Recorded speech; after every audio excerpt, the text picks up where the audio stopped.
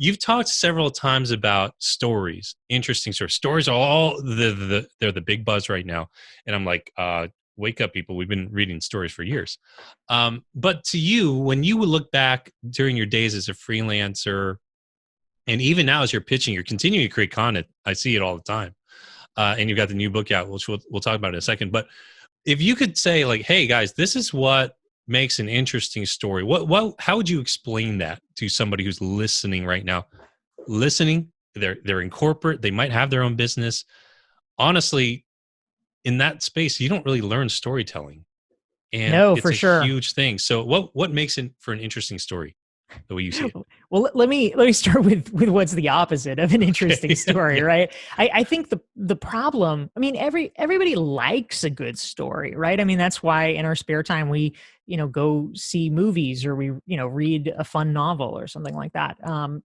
There is something inherently appealing about it. But the problem in the corporate world is that so often we learn corporate communication not through any kind of training per se, but by watching what other people are doing. And it turns into a bad game of telephone because they don't know what they're doing either, but we don't know that. We're like, well, they've been there for 20 years, so I guess he knows what he's doing. No, he does not.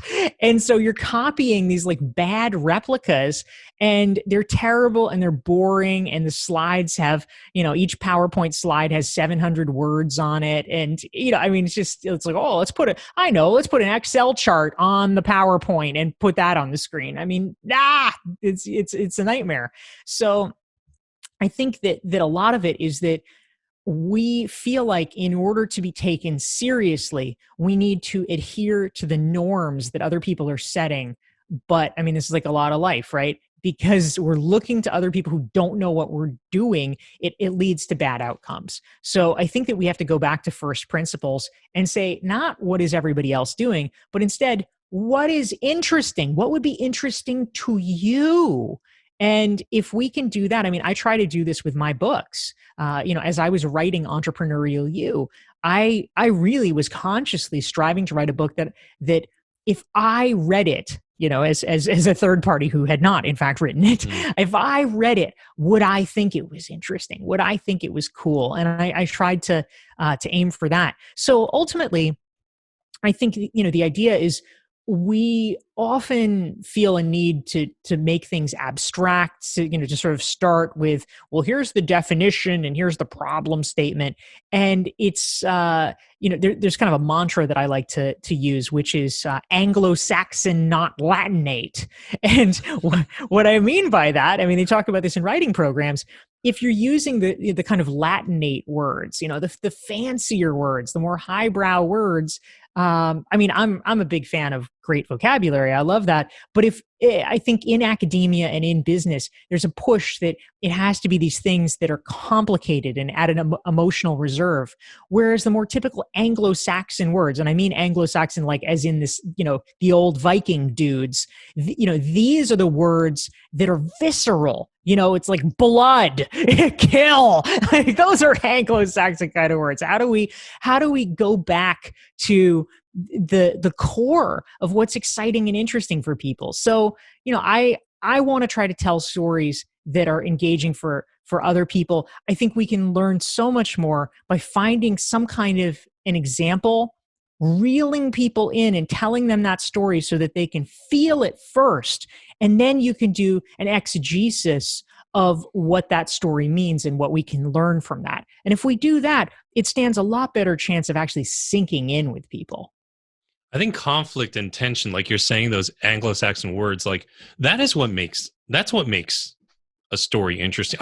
I mean, like how many of us would sit around and watch grass grow? It's not fun. I spend a lot of time watching those YouTube videos on nature channels. Oh yeah. And there's this great Instagram account, if you can handle the gore, called Nature is Metal. Okay. And it shows all the stuff they would never show on National Geographic. Oh right? man. Like the actual like zebra getting eaten up right by the line, right? That is hardcore. Yeah. So for me, it's like the one Viking Instagram account that I follow. But and And it's sometimes I'm just like, oh, dude, I cannot see, I cannot take this today. But it's so funny you mention what's interesting in the blood and all that stuff. It made me think of that because the guy who runs, whoever runs that account, or even National Geographic with tamer video footage, they make up these stories. They do these voiceovers with that dude who has a real sleepy voice, and the ant crawls down, and then they make a whole story out of it. And it's all conflict, it's all risk, it's all danger.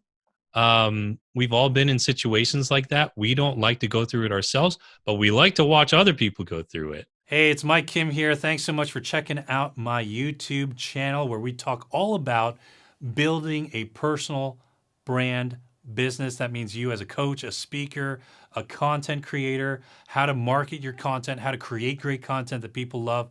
Make sure you hit that little notification bell, subscribe to the channel so that you never miss a video. So glad you're here.